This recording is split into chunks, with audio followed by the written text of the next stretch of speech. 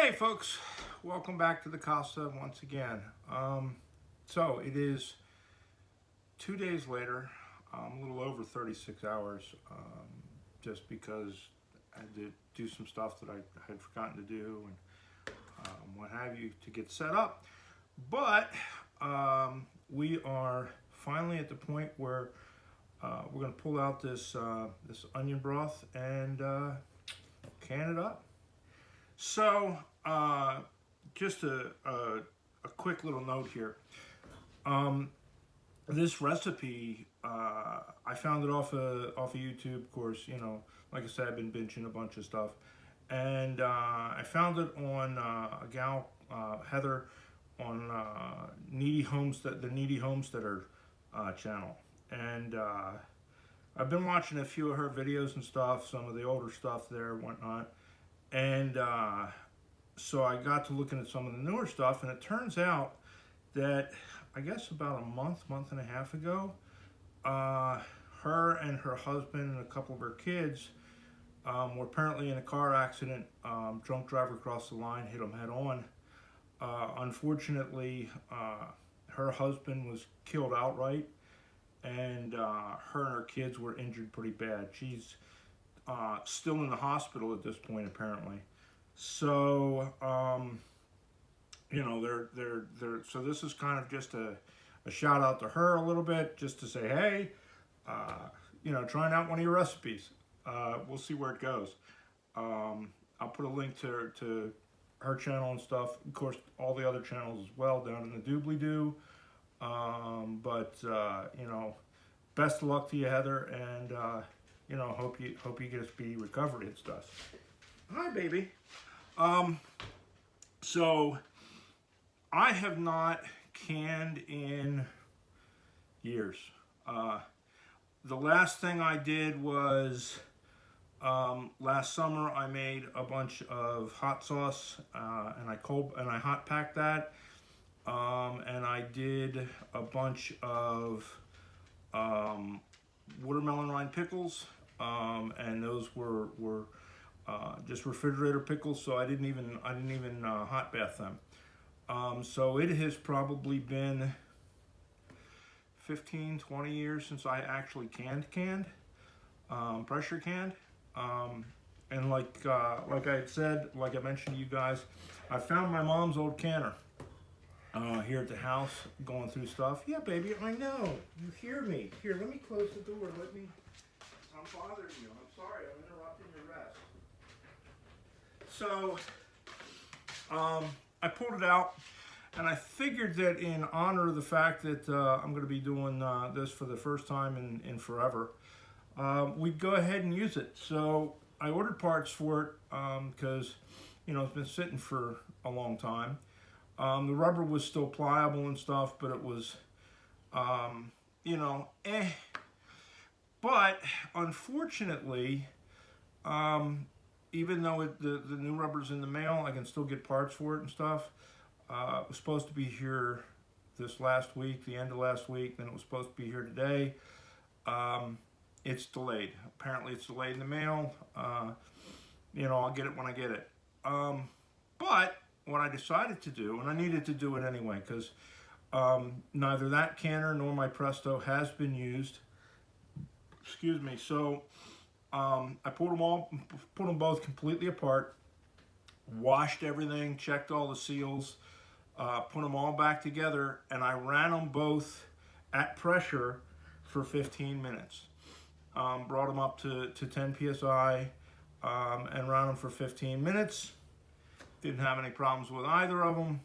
So, you know, I'm going to go ahead and use both of them. You know, this is a 20-quart rotisserie oven. I figure I'm probably going to get, you know, 14, 15 jars out of this. So we'll see. Now, I was going to originally use pints because it's just me, and I figured, you know, pints, if I need a quart, I just take 2 of them. Otherwise, you know, I just grab one. But I didn't think I was going to be able to do that because I thought I was only down to the 1 canner. So I decided to put them in quarts.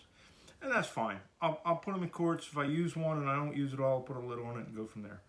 So I got a bunch of quarts in here, and I got it ready, and I decided since I was using quarts, I'm going to use up the few regular lids that I have first.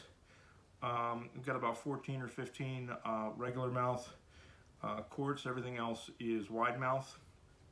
It's just, I don't know. I'm sure there's a reason you would use, you know, regulars versus wides, expense, space, what have you. Personal preference, I just like wides. I got big hands. It's hard to get down inside of them, get them cleaned afterwards. It's easier to work with the wide mouths as far as filling them. So I just prefer the wide mouths. So I got everything set up. I got myself some vinegar. I got my lids are in warm water. I got my rings. Both my canners are got water in them, and they're on medium.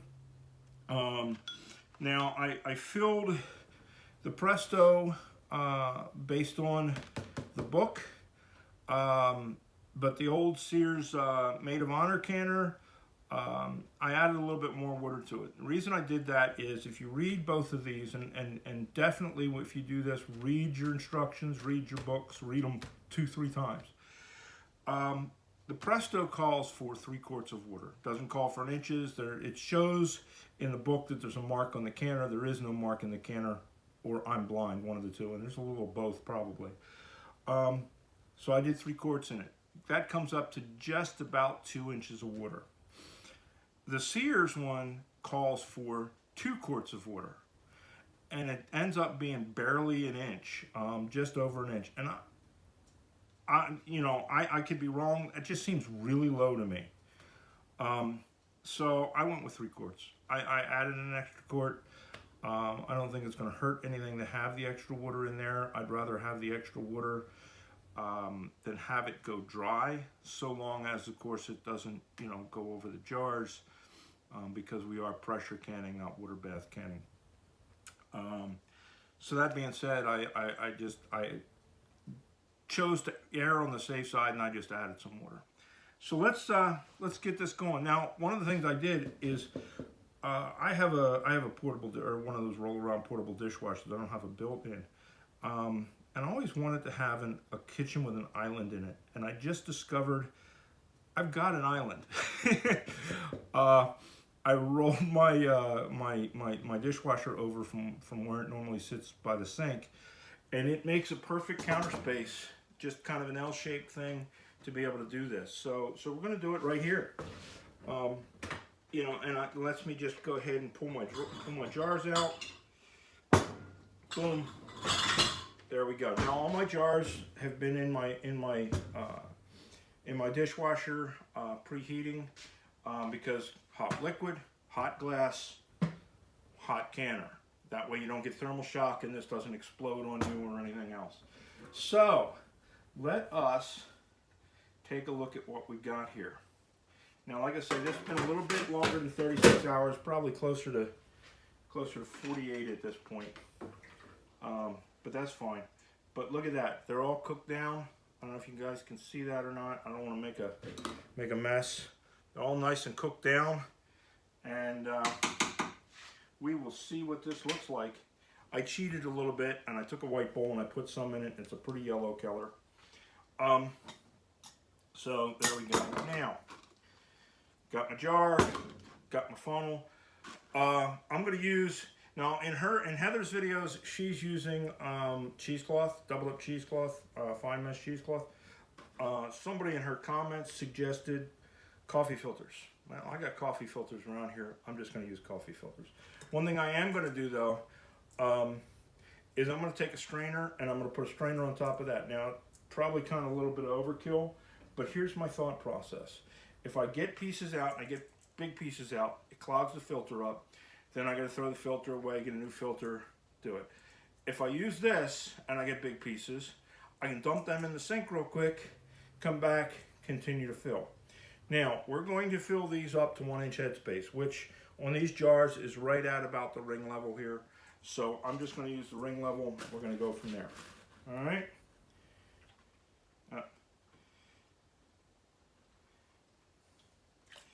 Oh, sugar. Well, that didn't work. Hang on. Let us see if we can secure that a little better. See, mistakes happen. You guys are going to make them too. Don't be afraid to make mistakes. Crap occurs. I'll tell you what happened is I poured it a little too fast. But now that it's wet, it may stick a little better. And if we hold this down, maybe that will work a little better. So look, mistakes happen. Don't be afraid to make them. Just, you know, move on from them. Now this ladle is not very big, so it's going to take us a little bit to get this filled.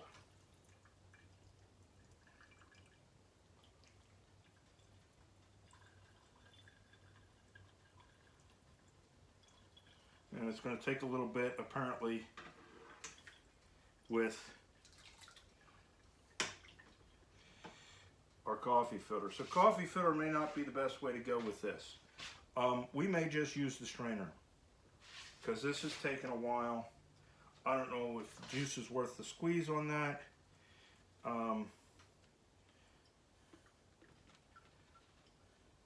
Yeah, it's going to take forever for that coffee filter to drain through.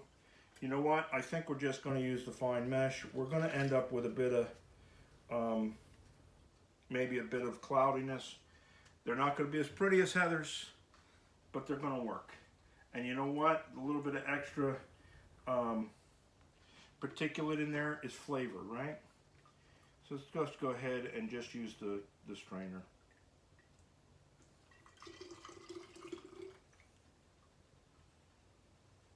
Now mine's a little browner than hers, and that is probably because in addition to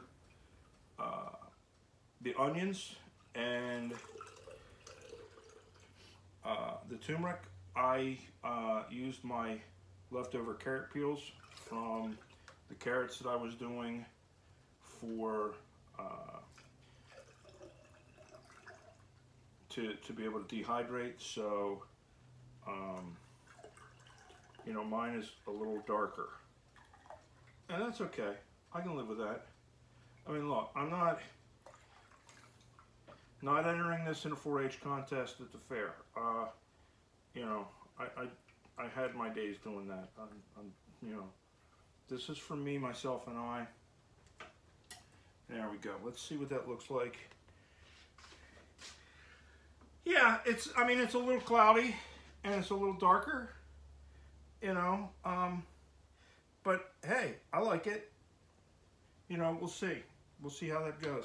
All right, so I got, you know, got myself some vinegar here. We're just gonna wipe the rims, make sure, you know, with all that crappy mess that I just did, that we don't end up with any on the rims.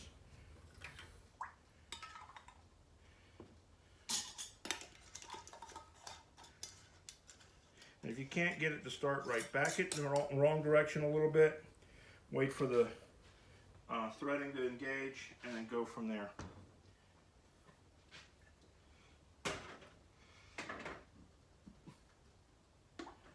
So there's one.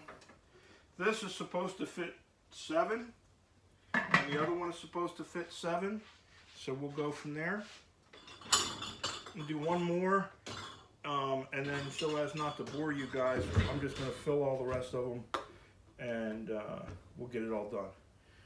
And then we'll go from there once it's ready to run.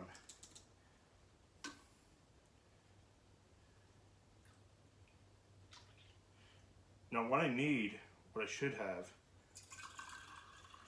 what this has convinced me that I'm going to get, is one of those big canning ladles. Not that I need another kitchen gadget, but if I'm going to be doing this on the regular, you know what, let me scooch that up just a little bit so that it's out of the way of me dripping.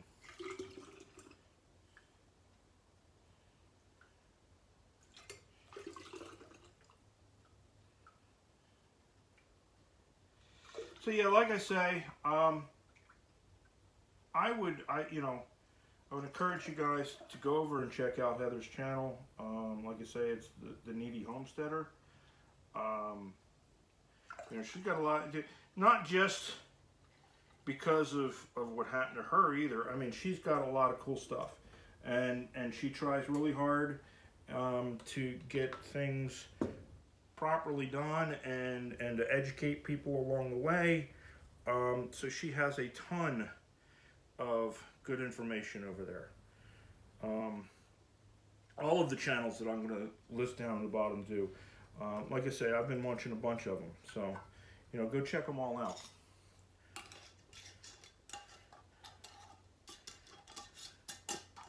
Come on, start for me. There we go. Don't want them too tight, just finger tight.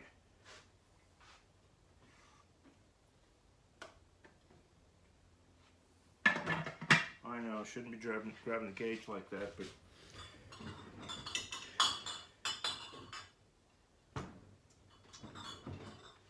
need something to hold on to. All right, so there we go, guys. Like I say, I'm going to just go ahead and finish filling the rest of these.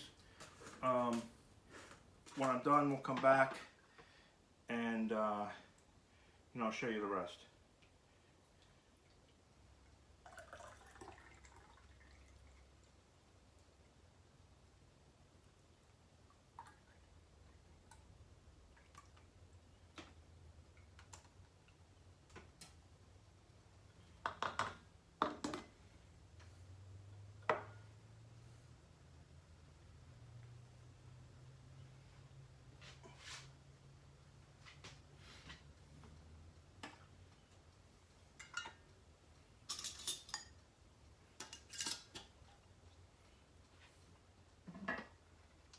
All right, guys, so there it is. That's 7. All right, so that one is full. So I'm going to go ahead and shut our lid, line all our marks up.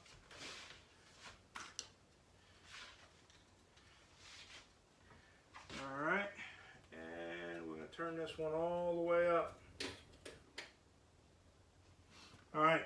So there we go, that one started. Get these out of my way.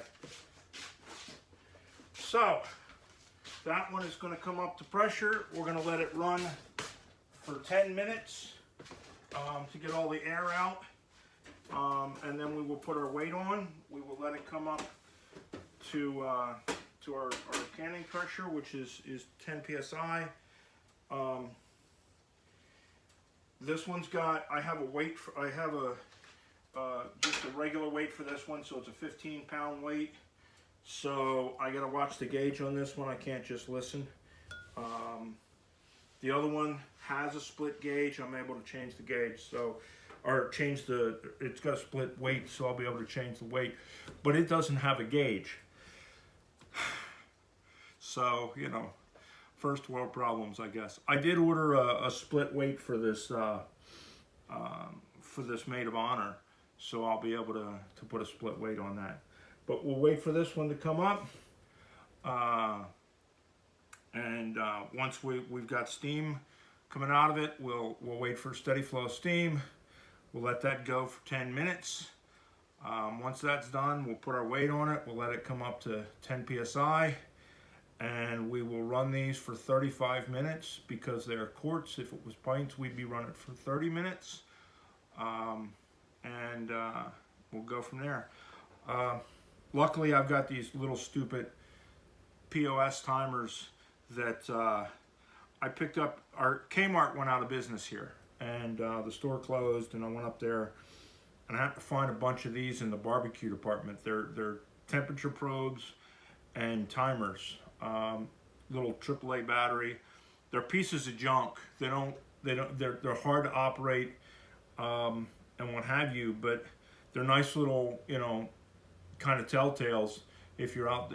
I do a lot of barbecue and I do a lot of smoking, so I can do the temperature with that. And for this, I got 2 of them. I can run one for each of the canners, and keep an eye on both of them, so I don't have to kind of split one and the other and try to figure out in my mind, oh, if I've got 10 minutes left on this and I started that one 9 minutes later, I get, you know, no, I got two timers, so I don't have to worry about it. So in the meantime, here's what I'm going to do. I am going to grab a bowl, and I'm going to get all the large stuff out of here to get it out of my way. We're starting to get down to the bottom of this roaster, and then I'm going to continue to fill jars, and I'm going to fill jars for the Presto, and we'll go from there. All right, I will talk to you guys in a little bit when this starts to, you know, vent steam, and we'll go ahead and get it all set up. All right, I'll be back.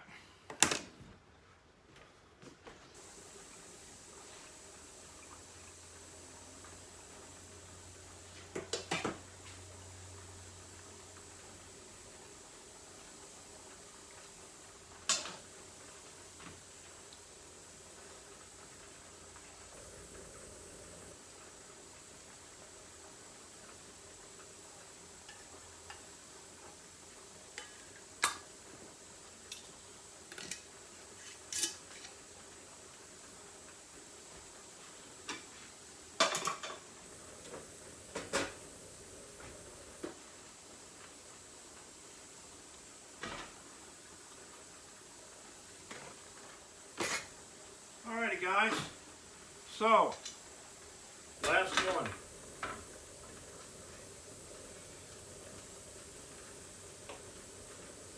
So what we ended up with is 7 in that one,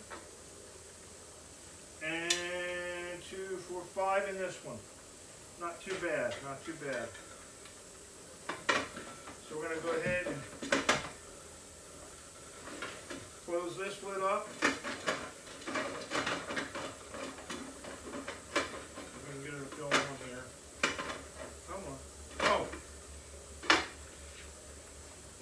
Right.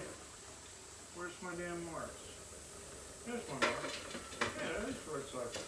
Alright, there we go. So we get that on. We'll turn this up to high. Let that one come up. Meanwhile, timing. This one has been going for almost 10 minutes now. So we can go ahead and kind of clean up a little bit here while we're waiting. Last couple of minutes. So you want to let this run and steam for 10 minutes so that it gets any air that's trapped in there out before you go ahead and lock it down. So there we go. All right. Get some of this mess up. I know, I'm a slob. What can I tell you? All right. So I figured out why this is a little cloudy. I put those carrots in there. Those carrots cooked down to absolutely nothing. There's a couple of pieces of carrot left, but mostly it cooked down to particulate, the carrots did. So that's why it's kind of got that brown color. Now, imagine if I had cheesecloth, that would have worked out, and I could have filtered it out. It still would have been a browner color. Simply because the carrots are in there than what Heather's is, but that's okay. I don't mind. Even though it's primarily an onion stock, or started out to be an onion stock, it's kind of really a vegetable stock, and that's okay. We'll still use it regardless, as long as it stays good. So there we go. And it's been a little over 10 minutes at this point. We're going to go ahead and put our weight on. We're going to let this one come up to pressure and monitor it. So there we go. Our weight is on. Right now we're at about 2 pounds. Now one thing I want to do, I'm going to turn this down to about a medium high while I'm letting this come up. The reason I'm doing that is I want to sneak up on this pressure. I don't want to go up to that pressure just like that and then be over it, because then I got to turn back down and the pressure's got to come back down a little bit, and that's going to siphon on my jars, and I don't want to do that. I want to sneak up on that 10 pounds. So I'm going to turn it down to medium high, and I'm going to watch as it comes up. When I start getting close to 10, I may even turn it down a little bit more than that, just so that I'm coming up on it slowly. So that's, you know, you don't want to jump the gun on it, guys. You want to take your time.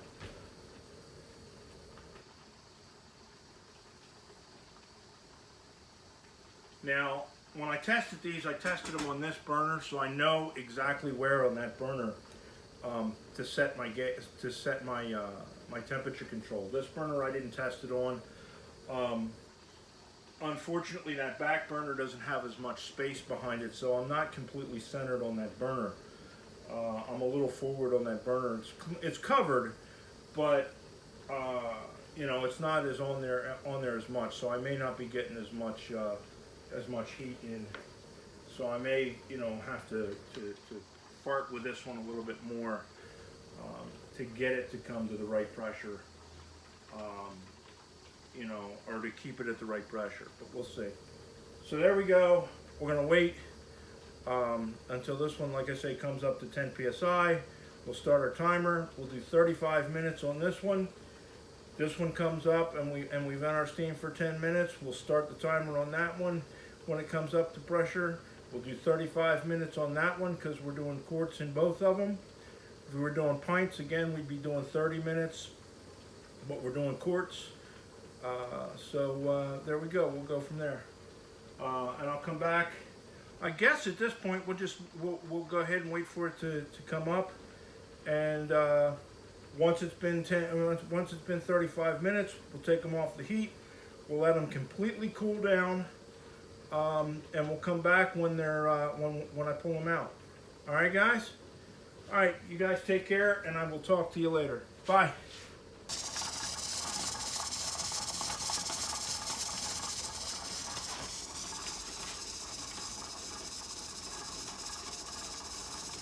Okay, guys.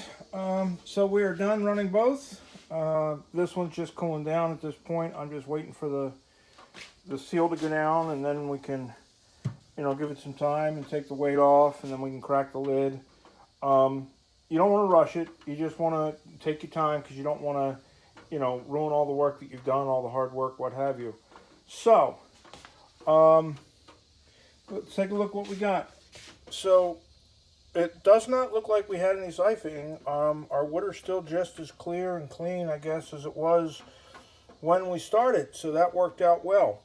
Now, one thing that did happen is towards the end of it cooling down, I need to move it to be able to put that one off of the heat. And when I did, it started leaking around the seal a little bit. So I am definitely not going to be using this one again until I get the new rubbers for it. It didn't do that when I tested it. So, you know, better safe than sorry. But all in all, I think it did an okay job. It looks like it did an okay job. You know, they're not... Oh, there was a pop. I heard a pop. You know, they're not completely see-through. There is a little bit of sediment in the bottom. We kind of expected that because of what they are. Like I say, I added those carrots, and I was looking at the leftover stuff, and them carrots have kind of gone to mush. So what's floating in there is carrots. But that's okay. I mean, look, we know everything that went into this. Even the floaty stuff is you know, it just is. It's extra nutrition or it's extra whatever. You know, we're not going to worry too much about it. But other than that, for not having done this in, oh, there was another pop.